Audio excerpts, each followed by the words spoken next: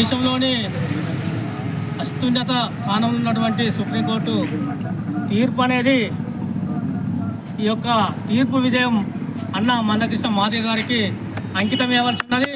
ఎందుకంటే ఇంత 30 సంవత్సరాల సుదీర్ఘ పోరాటం ఒక జాతి కొరకు, ఆయన జాతి కొరకే కాదు ప్రతి ఒక్కదానికి, ఏది వికలాంగుల గురించి కానీ ప్రతి సామాజిక వర్గానికి న్యాయం జరగాలనే ఉద్దేశంతో ఆయన పోరాడినటువంటి పోరాటానికి 30 సంవత్సరాల తర్వాత ఈ తీర్పు రావడం అనేది చాలా సంతోషకరం.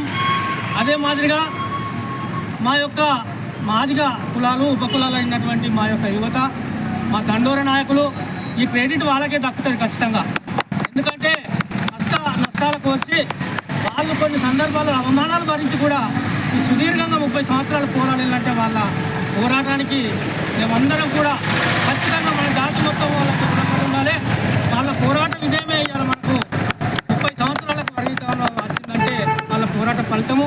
కాబట్టి వాళ్ళని ఎల్లకాలం మనం అందరం కూడా గుర్తుంచుకొని వాళ్ళ పోరాటానికి, వాళ్ళు చేసినటువంటి పోరాటానికి ఖచ్చితంగా మనం అందరం గుర్తింపు చేయాలని కోరుకుంటూ ఈ యొక్క విజయము అన్న మందకృష్ణ గారికి అంకితం చేస్తూ మీ అందరికీ ధన్యవాదాలు చెప్తూ